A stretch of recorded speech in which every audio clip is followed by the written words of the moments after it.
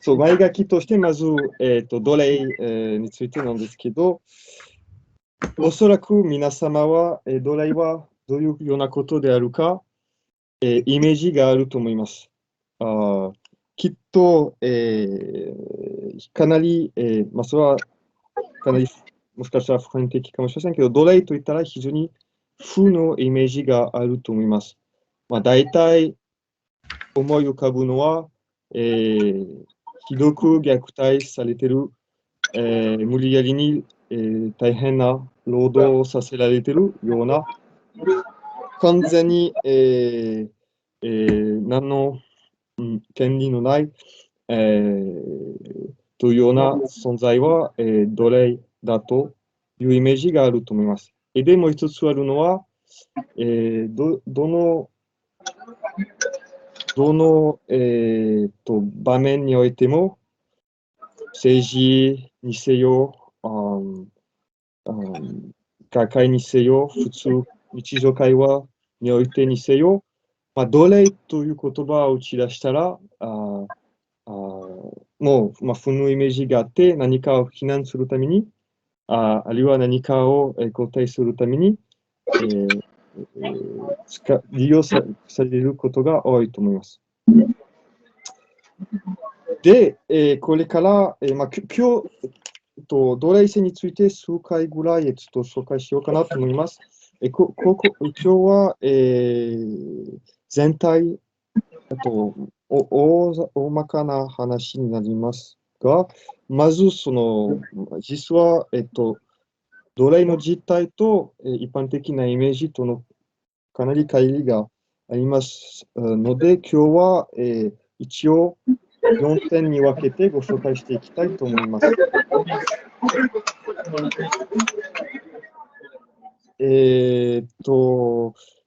まず、ちょっと歴史の中のいくつかの奴隷の事例をちょっとまず紹介していきたいと思います。これから、奴隷制、そして、廃止論についての歴史、つまり奴隷に関するちょっと議論の歴史をちょっと紹介していきたいと思います。そして最後に、結局奴隷は何であるかについてちょっとご紹介した上に、いくつかの考察をさせていただきます。まず、奴隷の事例を、単純にちょっと紹介していきたいと思います。奴隷といっても結局いろんな、違う奴隷があるということが、歴史を見たらわかります。いくつかの事例をちょっと取り上げていきたいと思います。まず、ティーロという、速記法があります。つまり、メモを取るために早く、記すための方法なんですけど、これを発明した人は、ティーロという人なんですけど、古代ローマの奴隷であって、この古代ローマの奴隷はキケロの奴隷でした。有名なキケロですね。弁護士、政治家、哲学者、自然法の定義を、示した、有名な古代ローマの、方なんですけど、彼の奴隷は、一応秘書官という務めをやってたんですけれども、この、キケロなどの、発言や、いうことを記すために、こういったような速記法を発明したんですけれども、で、一応、19世紀まで実際、欧州では、いわゆるその採用、されてたわけですね。中世においてもかなり長く採用されました。一般的に言っても、古代ローマでは、大体秘書官のするような、作業は奴隷のやってたものです。あと、それは一つの事例です。もう一つの事例を挙げると、古代アテナ、古代ギリシャなんですけれども、古代アテナでは、銀行員つまり金と関連する、今で金融機関のような作業をやってた人々は奴隷でした。それも面白いかと思いますけれども。あともう一つの事例を挙げると、3世紀の教皇、カトリック教会の教皇の一人、カリストス一世は、奴隷でした。彼は、2017年から2022年までの在位でしたけれども、奴隷出身で教皇となりました。あと、4番目の事例として、まだ違う時代と違うところになりますけれども、今回は奴隷ではなくて、農奴なんですが、つまり農奴というのは、奴隷ほど隷属的な身分ではなくて、いわゆるその囚人につくのではなくて、簡単に言えば、ある土につく人ということなんですけど、西ヨーロッパでは奴隷制が、いわゆるその古代末期になっていくと、なくなっていって、その代わりに農奴になっていって、で、あと農奴もなくなってて、大体フランスの場合、12世紀、13世紀あたりに、もう農奴もなくなってます、ほとんど。地方的にちょっと残ったりしますけれども。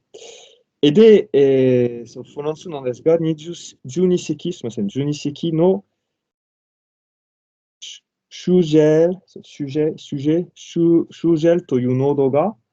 修道院になって、で、ルイ6世、フランス国王であるルイ6世とルイ7世の、顧問官、大臣にあたるような、人となって、さらに言うと、ルイ7世は十字軍に参加した間に、国王不在の間に、つまり、スージェアという濃度が、フランス王国の摂政官となって、フランス王国を統治しました。こういう。あと、全くまだもう一つの時代を挙げましょう。全くまだ違う時代と違う、ところなんですけども、今回、中国の古代中国の東大などの、宦官という存在があると思いますけれども、いわゆるその、割愛された、奴隷なんですが、古代中国の歴史の中に政治でいうとかなり、そういう政治上の争いなどにかなり、大きな役割を持って、時には非常に、貴族よりも権力があったような存在でもあります。あと、また違うところと違う時代なんですけれども、今度はアフリカ。アフリカについて、大体19世紀末、私の見ている研究は主にフランスの先行研究でもあるせいで、フランス第三共和制はアフリカへ進出したときに、アフリカ陸内の中に、もういろんないわゆるその、原始社会のいろんな社会と出会って、それについて描写したいろんな、報告書など、ありまして、で、すべての社会によって結局、奴隷というような存在がありましたけれども、で、その一つの、バントゥという民族がありますけれども、そのバントゥ系の、社会では面白い現象が確認されてて、つまり、奴隷はありましたが、大体その自由人が女性の奴隷と結婚する慣習がかなり広まっていました。その理由は、なぜなら、いわゆるその奴隷と結婚することによって、いわゆるその自由人の、女の子と結婚する、弊害を避けたということです。なぜかというと、その自由人、と結婚すると、やっぱり、氏族が、いわゆる妻の家族、妻の氏族ですか、の権力、影響力などが入ってきますので、まさにいわゆる古代の日本の歴史でいうと、藤原家、皇室の話だと、藤原家など、つまり、結婚するのは、伝統的な社会の中に個人と個人との間ではなくて、家族と家族ということですから、奴隷と結婚することによって、奴隷は家族はいないので、奴隷には家族はないので、女性奴隷と結婚することによって、そういったような、えー妻の氏族の影響力を排除することができましたと。あと、次の事例は、日本についての事例ですけれども、いわゆる飢饉奴隷のことですね。特に、有名なのは、初めて出された、そういうような飢饉奴隷が出たときは、鎌倉時代の乾季、乾季の時代の大飢饉の時でした、1231年なんですが、そもそもヌヒなどは言いましたけれども、本来ならば原則として、自由人、つまり、領民ですね、領民の人身売買は禁止されていたし、そして領民を奴隷にさせることも禁止されていたんだけど、奴隷だったらいいんですけど、ただ、その大飢饉があったということで、一時的に鎌倉幕府は、いわゆる飢え死にならないため、あるいは飢え死を避けるために死ぬよりも奴隷になっても、になった方がましだということで、一時的にその領民の奴隷化を強化しました。つまり、親が自分の子供を、売ったり、あるいは自分を奴隷として売ったりとか、一時的にそういうような、それを強化する、法令がありました。あと、それから、まだ違う、事例になりますけれども、いわゆる古代中国あるいは古代日本では、神主あるいは神子と呼ばれるような存在、古代ローマ、アフリカのそれぞれの王国においても、大体の社会においてそういうような存在も確認されていますけれども、つまり国王、皇帝、統治者の、つまり国家の奴隷というような存在なんですけれども、それもかなり多かったんです。で、確認されているのは面白いことに、大体そういったような、日本の場合、神主、中国の場合も神主と呼ばれると思いますけども、そういったような、奴隷であった場合、詩人、つまり、一人の、例えば、豪族の奴隷よりも、優遇が良かったし、多くのは、官僚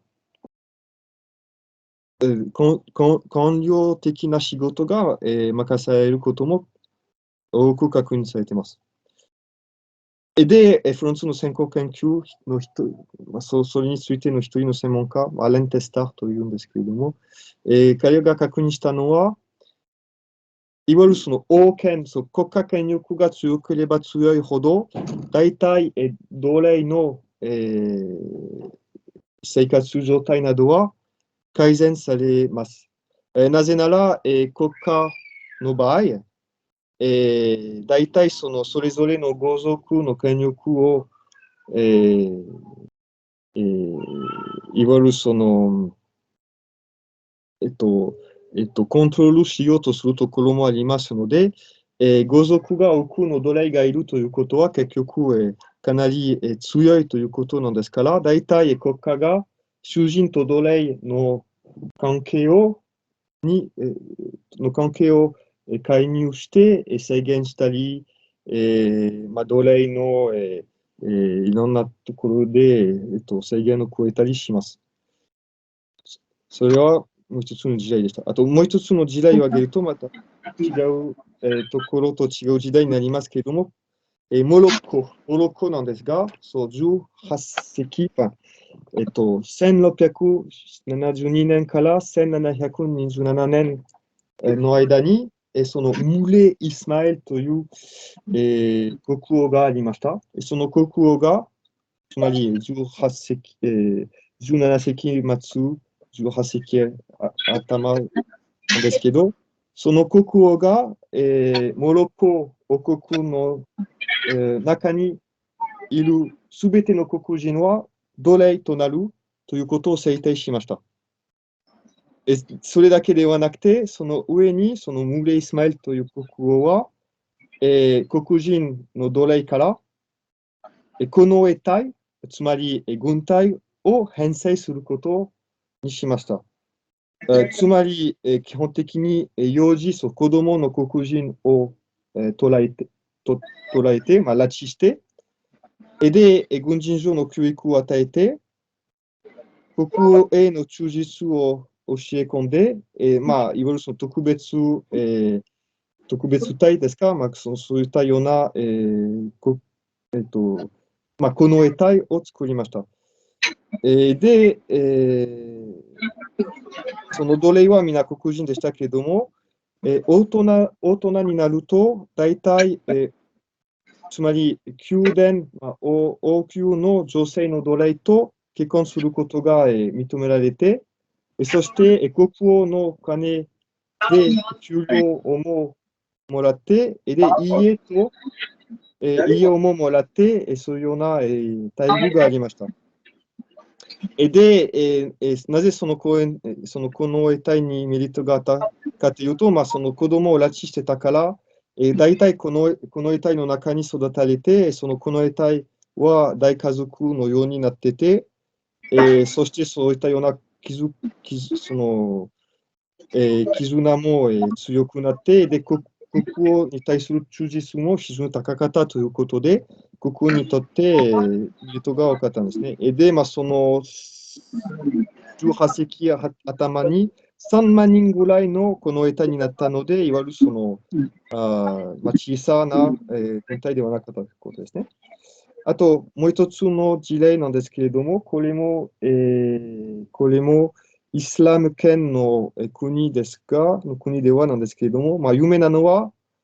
トルコのイエニチェリ、あるいはエジプトのマムルク、両方ともいわゆるその奴隷からなる軍隊なんですけれども、まだ同じように、時代的にその前なんですけれども、モロッコの場合、これに習ったのですが、子供を拉致して、軍人として育って、で、宦官のように割愛させることによって、それも子孫を持ってないということなんですけれども、で、イスラム圏では、それ、歴史上、もしかしたら、珍しいですが、そういったような、マムルクとか、イニチェルとか、政治上の役割が、権力が非常に強くなる時代もあって、例えばそのサルタン、国王などを廃棄させたり、建てたりすることもありましたし、一時的に独立国家を作り上げたこともありました。あともう一つの事例をもうちょっと取り上げましょう。これは、かなり、興味深い事例なんですけれども、もう一人の奴隷制についてのフランス人の専門家がいまして、オリジェ・グレヌヨなんですが、その中にいくつかの身分を比べてみますが、そのうちに奴隷、そしていくつかのいわゆる隷属的な身分、それからサラリーマンとの比較を、試みます。で、一応、そのオリビエ・グレヌヨという研究者が、サラリーマンはどれよりひどいかというような質問を問いかけます。なぜかというと、ちょっとそれぞれの隷属的な身分を比べたら、一番近いのは、結局、そのサラリーマンと奴隷になるという結論に至ります。なぜかというと、奴隷もサラリーマンも、孤立した個人になります。つまり共同体に属しません。例えば、他、いろんな連続的な身分がありますけれども、つまり村を成したり、古代ギリシャにおいてかなりありますが、でも、そういうような共同体が成立した時点でもう、結局その共同体が強いので、数字に対して抵抗することができて、大体、権をもらって、比較的に、孤立されていません。しかし、奴隷は、サラリーマンもなんですけど、個人個人バラバラになって、囚人に対して、個人となりますので、で、もう一つの共通点は、サラリーマンも奴隷も、その与えられた仕事というと、幅が広くて、ほぼ無限です。つまり、奴隷といっても、サラリーマンといっても、何をやっているかということについて、限りがありません。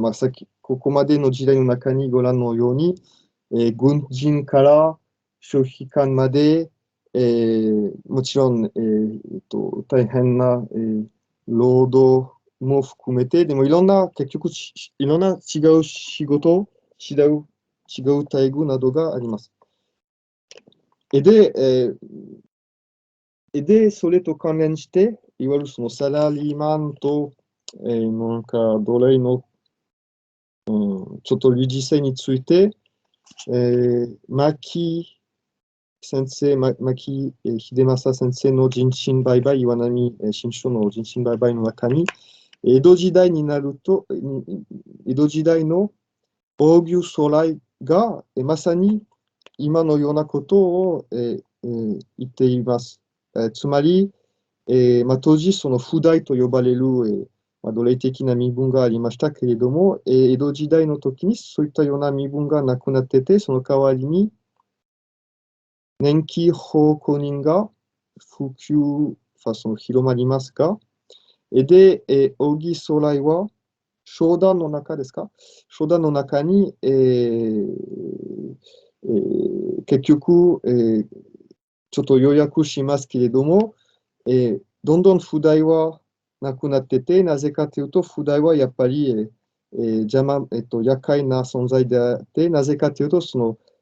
まり奴隷というものは、生まれながらの奴隷なので、育てなければならないし、衣食住、つまり食べ物や服などを与えなければならないし、そして、悪い奴隷だったら簡単に切り捨てられないということなんですけど、その代わりに、奉公人などはかなり良くて、なぜかというと、育てなくてもいいし、責任を取らなくてもいいし、捨ててもいいような存在なので、そういうようなことが書かれて、あります。で、最後に、それであと時代を終わりますけれども、19世紀、西ヨーロッパの19世紀の中に、奴隷廃止論が盛んになりますけれども、で、もう一つ、プロレタリア、つまり、プロレタリアですね、産業革命によって現れたそのプロレタリアは、多くその政治家、そして労働組合の人々によってプロレタリアと奴隷は比較されています。つまり、国会などで、あるいはその労働組合などで、フランスの場合、例えばその島々での奴隷よりも、プロレタリア労働者の方がひどい、労働状態にあるよというような、訴えを、しますね。実際はそうだったみたいなんですけど、でも、面白いのは、そのプロレタリアの人々は自由人であって、そして、奴隷は、奴隷であったということですね。ちょっと、いろんな、今、事例をちょっと示してみましたけれども、びっくりしたかもしれませんが、ここで示したかったのは、その一般的に皆様は頭の中にいる奴隷のイメージと歴史上のいろんな奴隷と言われる存在とはかなり違うものになったりするということですね。で、その身分自体は必ずしも労働の状態と関係もないし、そして何をやっているかという、という関係もないということですね。奴隷でありながら、非常に権力があるような奴隷も歴史上にいたし、あと、いわゆるその、ほぼ、銀行員とか秘書官とか、ほぼ学者のような奴隷もいたし、結局、その、労働の状態だけで、奴隷であるかどうか、結局、歴史上あまり、区別できないような、事実があることを、考えて、気づいていただいたら幸いです。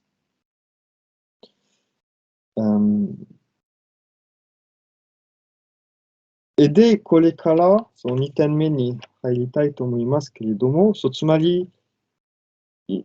私たちは持っている奴隷のイメージは、結局その歴史上のいろんな種類、同じ奴隷なのに、実態はかなり違う存在である事実と乖離がすごいと思いますけれども、次の問題は、なぜ、まず、その奴隷、私たちの持っているイメージはどこから来ますかということなんですけれども、で、どういうふうにその奴隷制の理論、奴隷制論などは成立したかということをちょっと、紹介したいと思います。主に系統は2つあります。非常に近代的、私たちの持っている奴隷のイメージは完全に、近代的な、神話ですね、結局。そして近代的な議論です。なぜかという、2つの系統があります。まずその2つの系統は自由主義とマルクス主義です。まず年代的で言うと、その自由主義から来ます。つまり、啓蒙主義が18世紀の間に、広まると、自由主義に従って、つまり自由は絶対化されます。そして自由を絶対化されるのなら、非自由の身分こそは一番許せないことになります。だから、廃止論に、自然につながります。啓蒙の時代以前に、廃止論のようなことは存在しません。だからといって、奴隷を否定的に、見なかったわけではありません。逆に言うと、東西を問わないで、時代を問わないで、奴隷という言葉にはずっと負のイメージがあって、やはり本来ならば、自由でなければならないというようなところが、どこでもありましたけれども、それは後でちょっと触れておきますが、しかしながら、どこもその廃止論のようなものは存在しなくて、啓蒙主義の時代になってから自由主義という、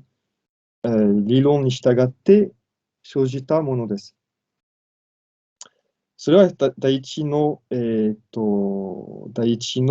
系統です。そしてそれに加えて、19世紀の間に、マルクス主義などが、入ってきました。つまり、奴隷を経済的な労働力、経済論的な、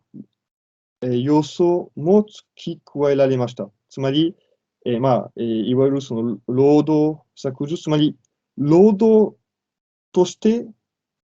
奴隷を捉えようとするところですね。今はまさにそのイメージも強いと思いますね。奴隷は無理やりに、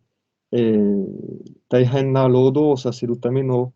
制度だとみんな思い込んでいます。ところが、先ほどの事例で見たように、必ずしも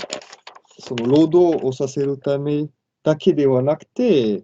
例えば軍隊を作ったり、あるいは自分は、強い領主を見せかけるために奴隷が多ければ、そういうようなものとか、いろんな目的は結局歴史上いろいろありましたけれども、19世紀になると、やはり労働力としての奴隷というイメージになっています。それは主な2つの系統です。あともう一つ、それは系統というよりも、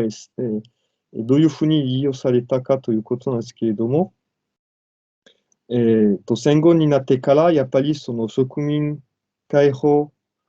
運動の一環として奴隷論は利用されました。で、面白いことに、こういったような奴隷制論に関する歴史の中に、必ずやはり政治的に利用されています。最初は廃止論の中で、あとは、マルクス主義者まあ、によって、そして戦後、植民解放運動のためとか、利用されたりしました。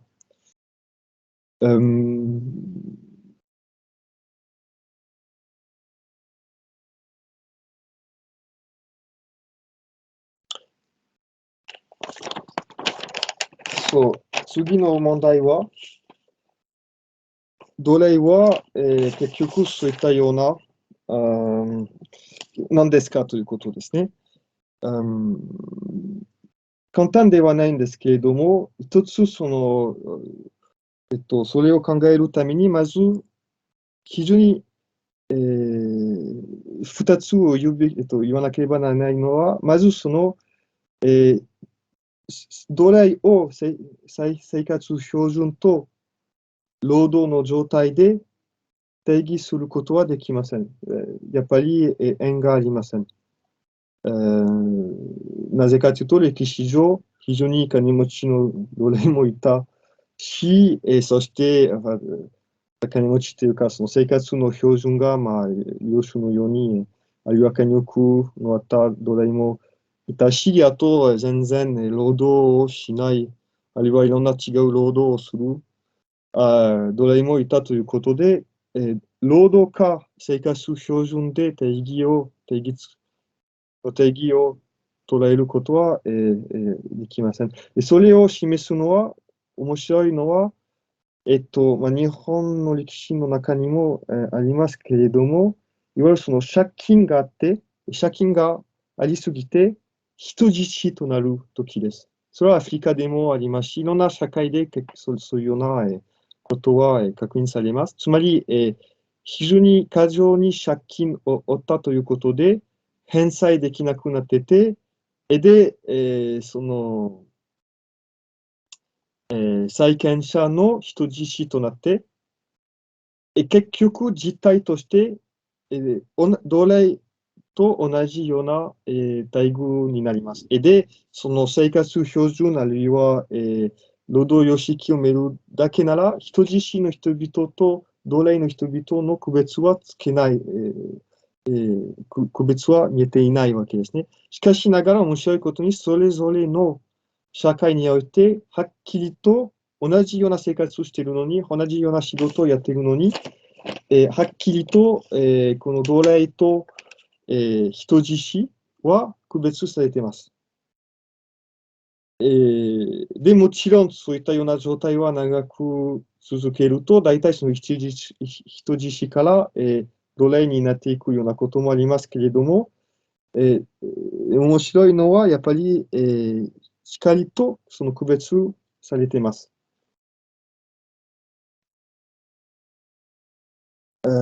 で、つまり、一つの手がかりになるのは、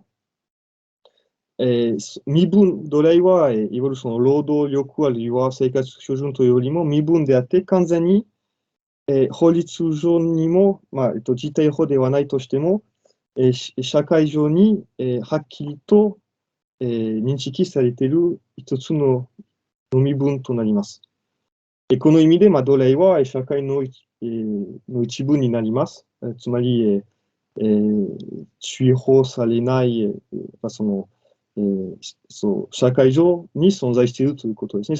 なぜかそういうことを言うと、例えば古代ギリシャの中に、ある意味、奴隷よりもひどかったのは、国家から追放されるということでもう存在しないかのように、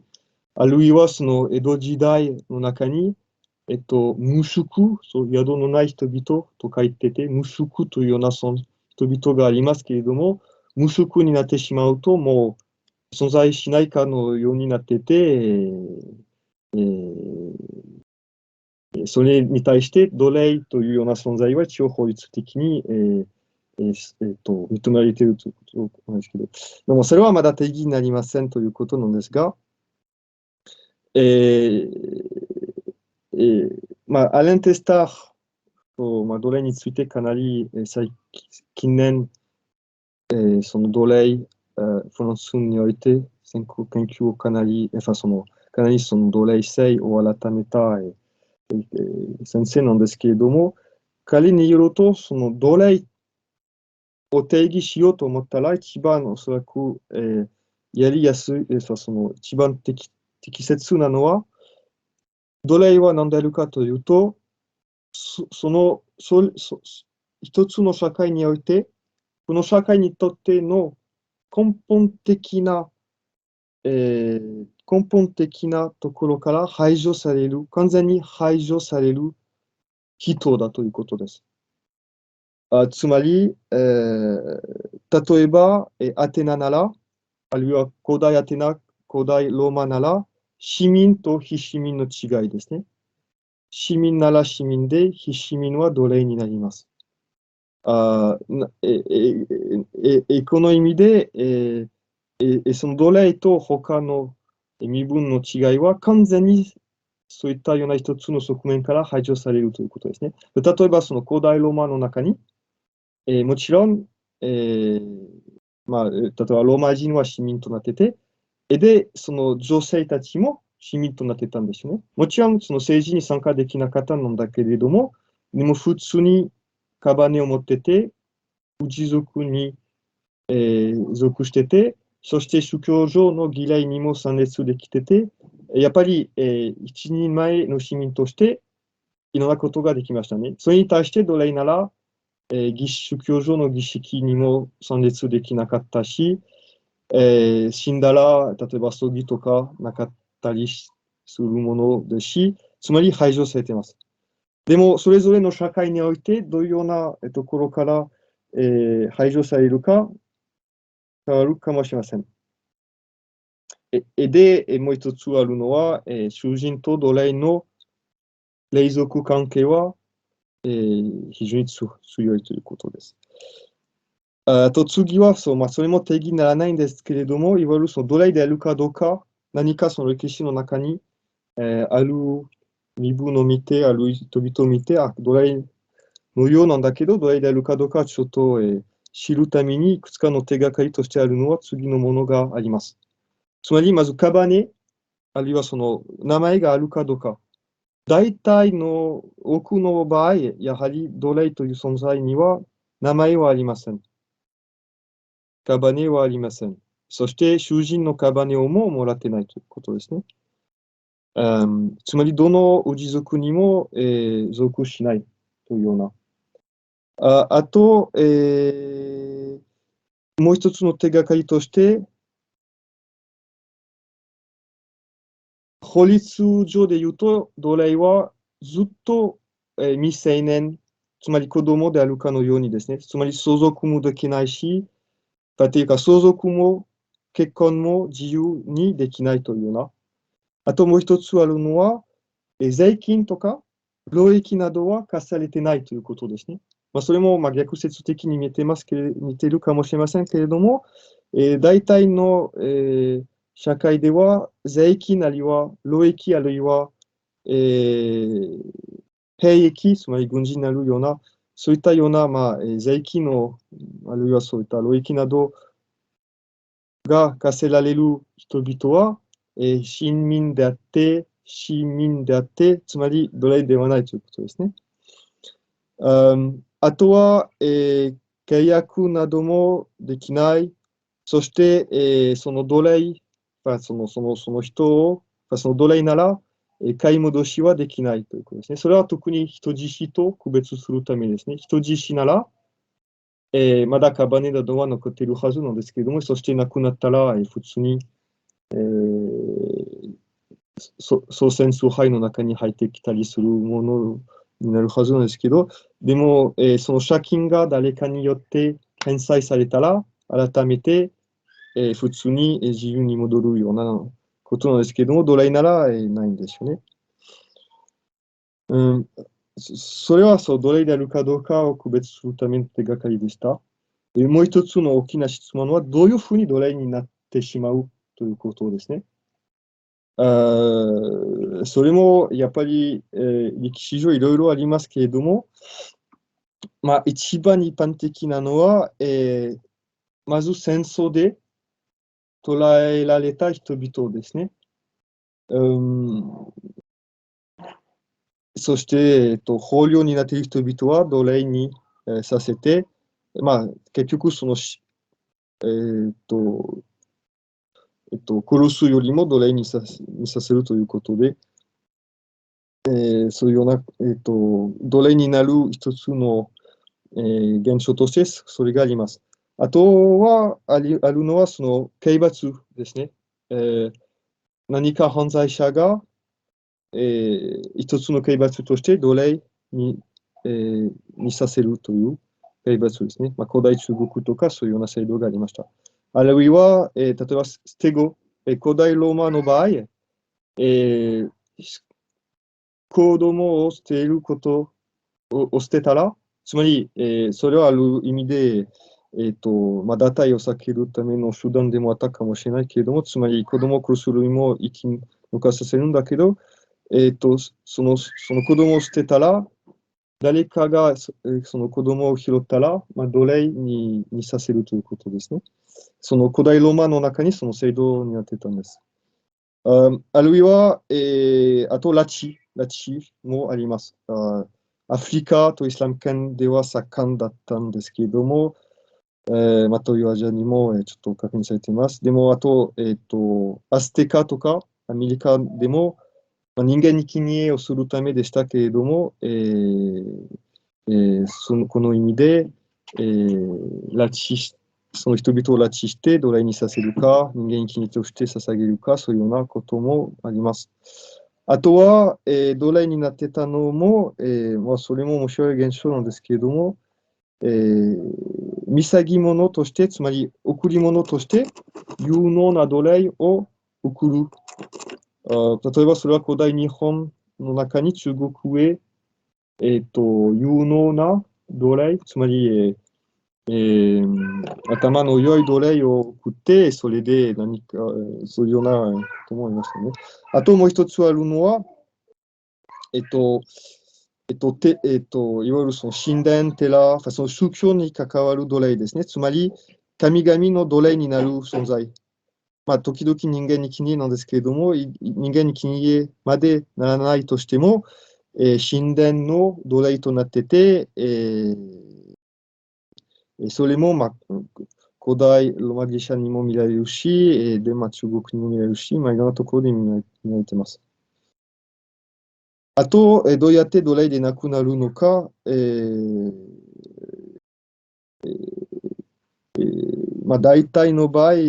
基本的にその囚人による解放でした。まあ、古代ローマギリシャはそういうような手段しかなかったんですけれども、で、あとキリスト教になっていくと、聖職者になると、それも自由になります。あと、もちろん、戦争などがなくて、数代、いわゆるその代々代々、奴隷になる、と、少しずつ、その奴隷身分から、まあ、濃度になっていくような、ことも見られます。でも簡単にやっぱり、奴隷でなくなりませんね。現代でもアフリカの、どこの国でしたっけ、ある国では、もう3代、4代前に奴隷だった、子孫の人々はまだ奴隷であったことは、社会上に、認識されてて、まだ差別され続けています。まあ、これはいろんな、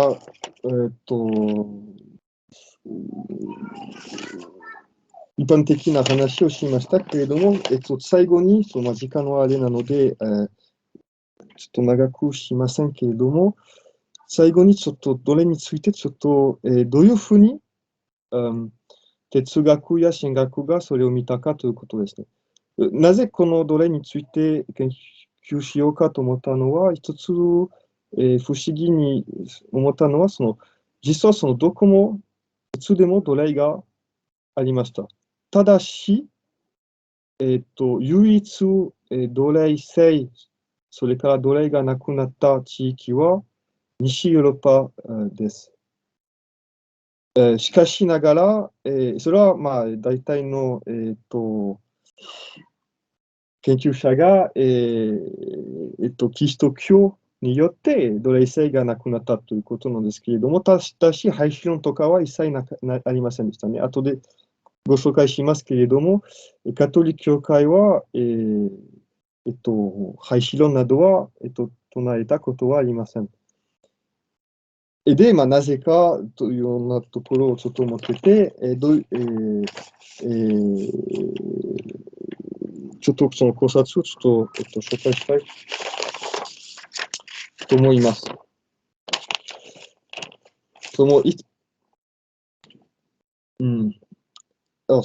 順番で、ちょっとアリストテレスの考えた奴隷、ちょっと紹介して、そして、あと、セイト・マス・アクィナスの考えた奴隷を紹介して、そして、あと、ちょっと結論の、結びに入ります。それをする前に、どちらかというと、まあ、大体実質的に西ヨーロッパでは、濃度自体は、もう13世紀ぐらいになって、もう完全になくなります。奴隷制はすでに8世紀、9世紀になって、なくなっていました。で、結局、いわゆる近代期になっていくと、欧州から、いわゆる大開口時代ですね、アフリカ、アメリカなどに行くことによって、改めて、奴隷と会うんだけど、その時に、基本的に歴代教皇たちや歴代国王たちは、人身売買を禁止するような法令などを、出していきます。しかしながら、やはり非常に広まってた、まあ、奴隷制はどこにもあったということで、廃止論を絶対にやるのではなくて、つまり現実主義ですね。まあ、それぞれの社会において、その現実を受け入れて、それを改善していくようなところですね。あとで紹介します。まず、アリストテレスの奴隷論。アリストテレスにとって、奴隷は、必要の存在だったということです。なぜかというと、まあ、それはどこも、大体その中国も見たら、まあ、いわゆるその先民、領民、自由民、自由人、非自由人というような区別は、どこの、社会においてそういう区別があって、で、それは普通な、まあ、しょうがない、現実かもしれないけど、そういう現実があるのは、否定されてなくて、まあ、ただその目の前にある事実としてあって、で、普通のように、戦争で負けたら奴隷になるようなことは認められたんですけど、アリストテレスにとって、もちろん一番理想的なのはその自由民であるということなんですけれども、しかしながら、まあ、それは古代ギリシャの宇宙観にもつながりますけれども、えーかえっと、宇宙の中に全ての程度が必要であるということで、そう一番完成なる、人間は自由人になるんですけれども、でもその自由人が存在するために、まあ、その宇宙のその秩序として、すべての霊族、その自由性の程度のすべての人々がその間に、入ってくるのは必然だというような理論なんですけれども、で、だから完全に自由ではない奴隷という存在も、全体の秩序を保つために必然だと、アリストテレスの、要約すると、アリストテレスの、理論です。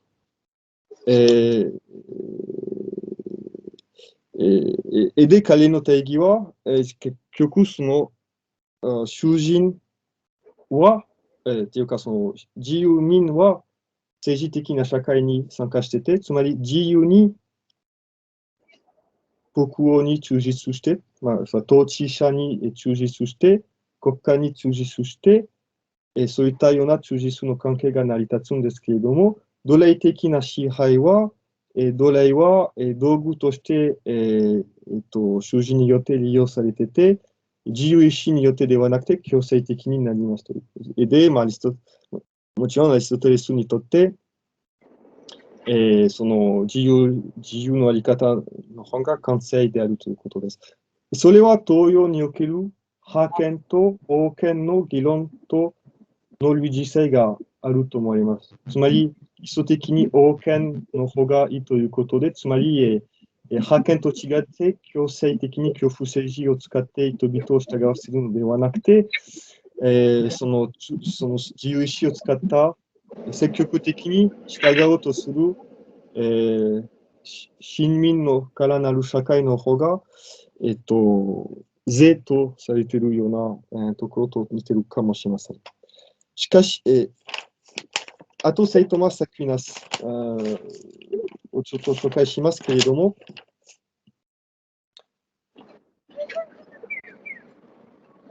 今回はやっぱりキリスト教になって、実はそのアリストテレスを紹介したのは、大体いわゆるその、アリストテレスは一番明記に、理論、体系化したので紹介しましたけれども、大体の古代、古代の中国でも、大体のそれぞれのキリスト教ではない社会において、そういったような、結局、奴隷制などは良くないかもしれないけれども、やっぱりその全体の秩序のために必要だし、そして、普通にその存在があって、誰も驚かないような、そういうような考え方になってたと思いますけれども、それは大体、アリストテレスに引き継がれて、で、問題はやっぱりその自由になるかどうかではなくて、問題はその平和に暮らして、完成化するということで、つまり、例えば死ぬより奴隷になった方が、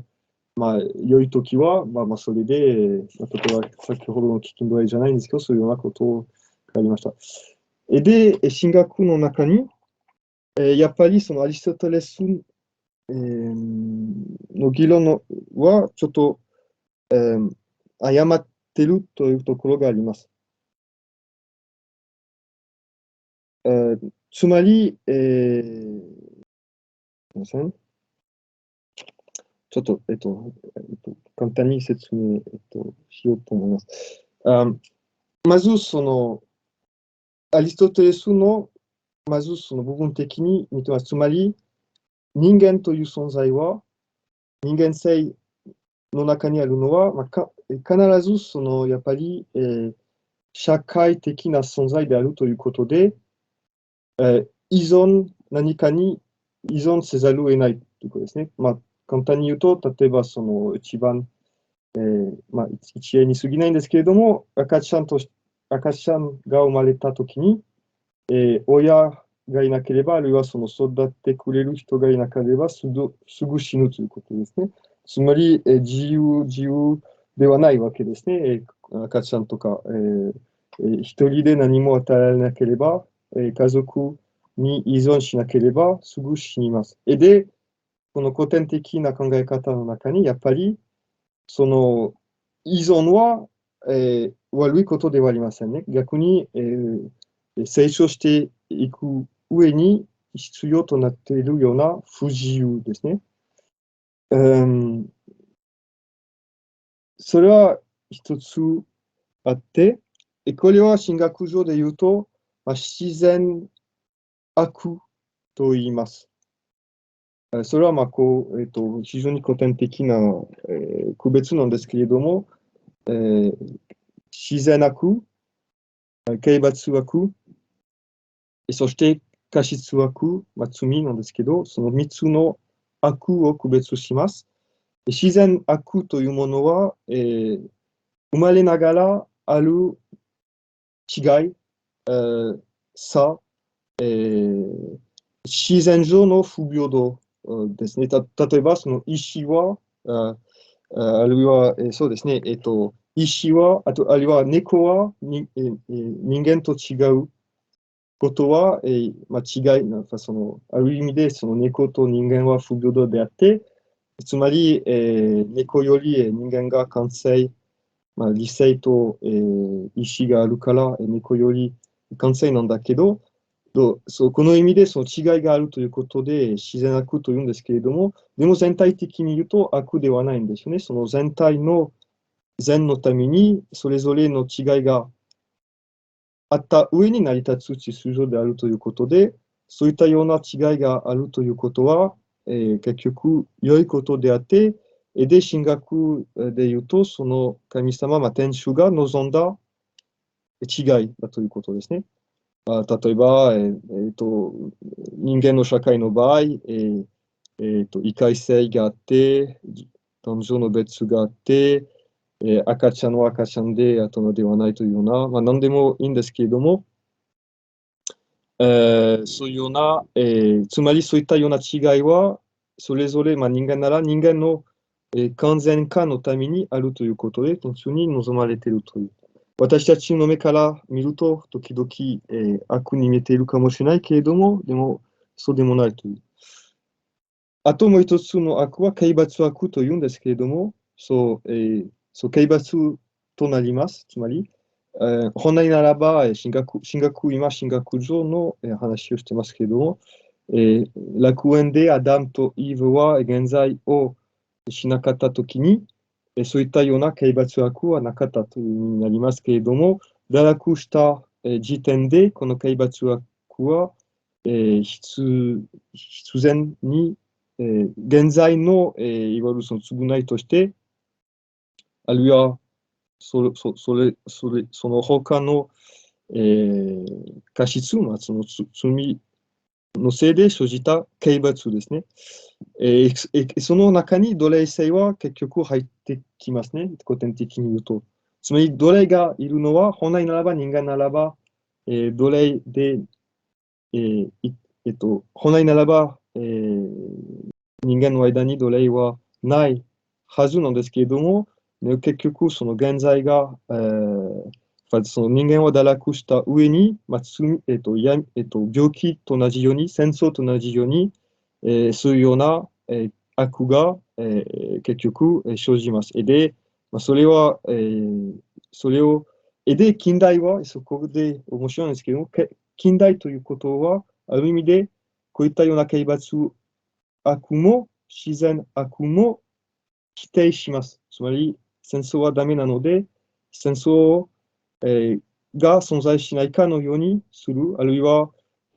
男女の別がないかのようにする。でもそういったような事実は、刑罰悪だったとしても、結局、否定したとしても、まあ、現実としてそのままに、残ってます。この刑罰枠は、それも面白いことなんです。面白いというか、どこも異教の国々でも認識されてて、まあ、はっきりと体系化されてないとしても、まあ、ある種の運命、因果応報というような発想の中に、そういったような、刑罰枠が、存在すると言えます。で、この刑罰枠は、これは神学上の、結論なんですけれども、で、現代人にとってかなり、受け入れがたいところかもしれませんが、それも神様によって望まれています、その刑罰枠は。なぜか刑罰は正義のために、正義を全うするために、善となるので、つまり罪を犯したらそれを償いがあるのは結局、秩序を取り戻すということで、天主に、その神に望まれるということですね。簡単に言うと、例えば親が子供を、叱るときに、その叱りは、その子供の改善のためにあると同じように、そもそもその子供は、悪いことをやらなければ、その叱りもなかったと同じように、そういうような、そういうような関係と似てるかもしれません。で、最後の罪は、いや、すみません、罪じゃなくて、悪は、過失悪というんですけれども、過失悪はまさに罪ですね。つまり、自由意志を使って意思的に、積極的に悪いことをやることに決める時の、悪です。これは絶対に、天主によって望まれていないことですね。で、ドライ性、なぜこの個別を紹介したかというと、そのドライ性について、前近代の社会はどういうふうにドライ性に対して、付き合ったかを考えるために、この区別は非常に役立ちます。つまり、奴隷制というものは、その事実自体は、結局、刑罰、例えば生まれながらの奴隷、あるいはその新しい、例えば宣教師たちが新しい社会に出たときに奴隷があったことを見て、そういうようなときは、その現地の秩序を否定するのではなくて、そういうような奴隷制があるのは、刑罰枠として捉えていましたね。つまり、本来ならば存在すべきではないことで、もしも人間は堕落しなければ、そういうような奴隷制はなかったんだけど、でももう堕落した上に、戦争のように、病気のように仕方がないような、しかしながら、そこが面白いんですけれども、えっ、と、えー両身、拉致する、両身の奴隷化させる、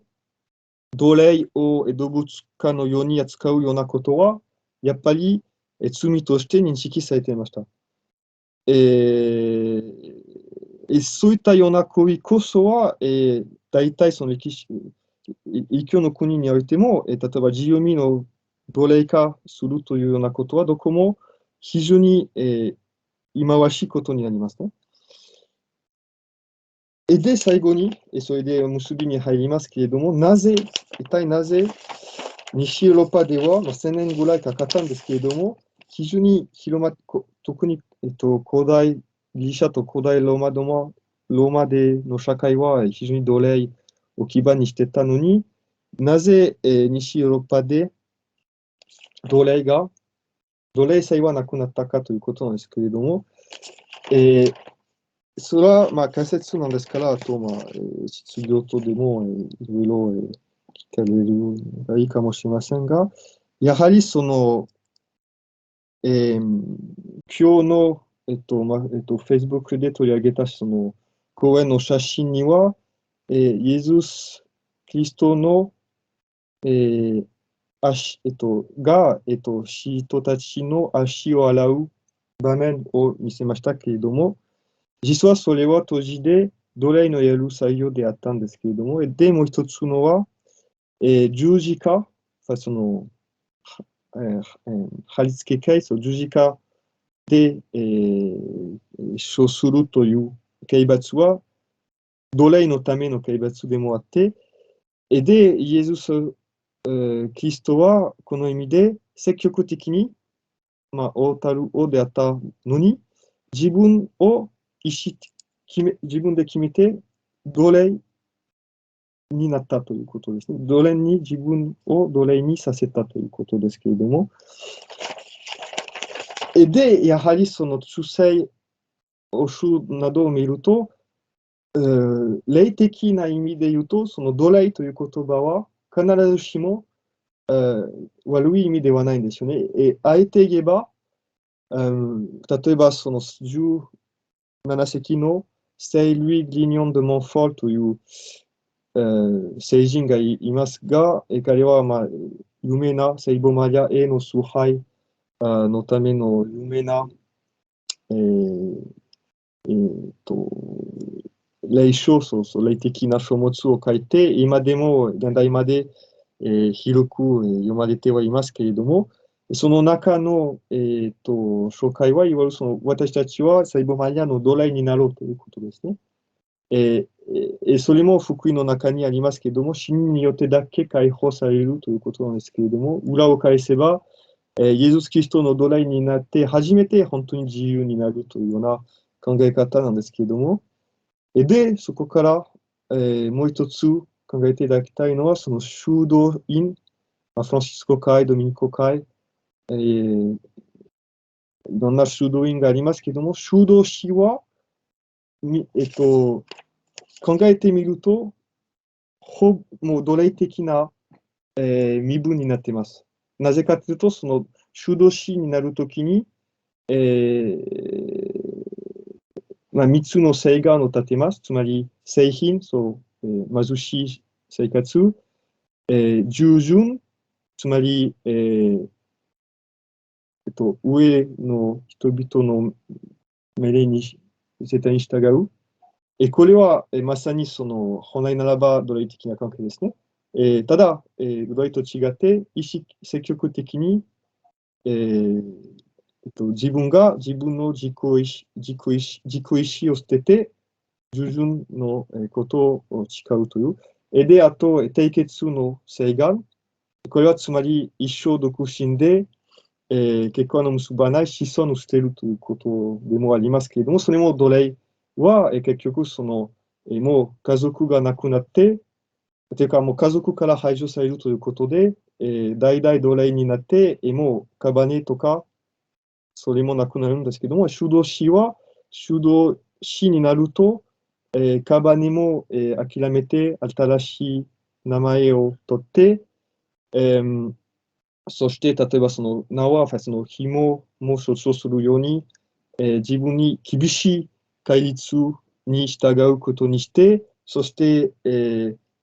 限られた、いわゆるその修道院の中にだけ、場合によって、戒律は出たりするものなんですけど、でも基本的にその中に、引きこもることにして、つまり、牢屋といったら牢屋ですね。つまり移動の自由を諦めて、自分の意思決定で、主人の命令に、背くことも諦めて、そういうような、もう、ただ大きな違いは、奴隷の場合、強制的に奴隷になったと完全に違って、修道士たちは積極的に、奴隷的な、身分を選んで、でもそれは誰の奴隷になるかというと、人の誰か肉体の人のではなくて、イエズス・キリストの奴隷になるということで、そこで、仮説に過ぎないんですけども、なぜか奴隷がなくなったかっていうと、西ヨーロッパでは私の、今、仮説しているところは、積極的に多くの、聖職者、聖人たち、あるいは国王などは、奴隷のように、なってくれたおかげこそ、いわゆるその、本物の奴隷身分がなくなって、で、奴隷というものは、政治社会から霊的な社会に移ったことによって、奴隷社会から、すみません、政治社会から少しずつなくならなかったじゃないかという、なくなったじゃないかという推測です。逆に言うと、今、現代になってどんどん、キリスト教が衰退していく中に、その霊的な奴隷が少なくなっている中に、改めて政治社会で奴隷が復活するではないかという恐れもあるかもしれませんけれども、それは、ただ、わからないんですけれども、時間はあれですから、これで、終わりたいと思います。ご清聴ありがとうございます。